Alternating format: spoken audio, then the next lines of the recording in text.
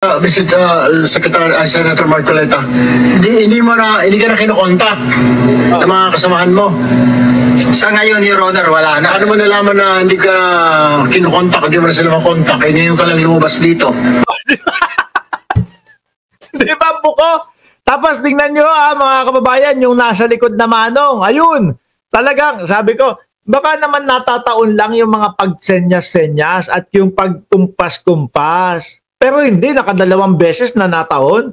Parang ang hirap pong ang hirap pong paniwalaan. Oh, tuloy. Bakit? Kwento mo sa kanila na lalabas ka rito at pag-testify ka? Tingnan mo yung ulo atras ko tingnan nyo yung ulo nung nasa likod. Nagtatanong pa lang si Erwin Tulfo, mga kababayan, gumaganon na.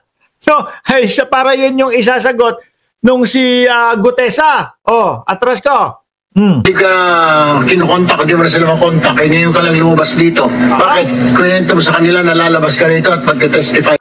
Umiiling na. Okay na ba? Gumagano na si Manong. Para yun yung isasagot nung nasa harap niya na si Gutesa.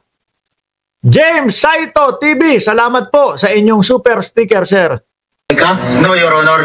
O paano nila sabi mo na ayaw ka nang kausapin dahil maglalahad ka rito? Sasalba dyan. Isasalba ni Marcoleta yan. Pakinggan nyo. Kasi hindi na po sila nag-ano sa cellphone ko dati kasi. Simula daw nung lumabas siya, wala nang kumukontak sa kanya. Paano nalaman na hindi na siya kinokontak? Kasi daw po wala nang nagme-message sa cellphone niya. Eh bawal naman po ang pagsiselfone dyan sa loob ng Senado. Wow! Ikabulbul na si Kuya. O saluhin mo na, Tony Marcoleta. Bawal naman yung bawal naman pong mag-cellphone sa loob ng Senado, mga kababayan. Ilan lang ang pagitan niyan, minuto lang. Pagkatapos niya maglahad, wala nang kumontak sa kanya kasi 2 hanggang 5 minuto pa lang nakakalipas yung paglalahad niya Iba talagang klaseng kumuha ng witness si Marcoleta.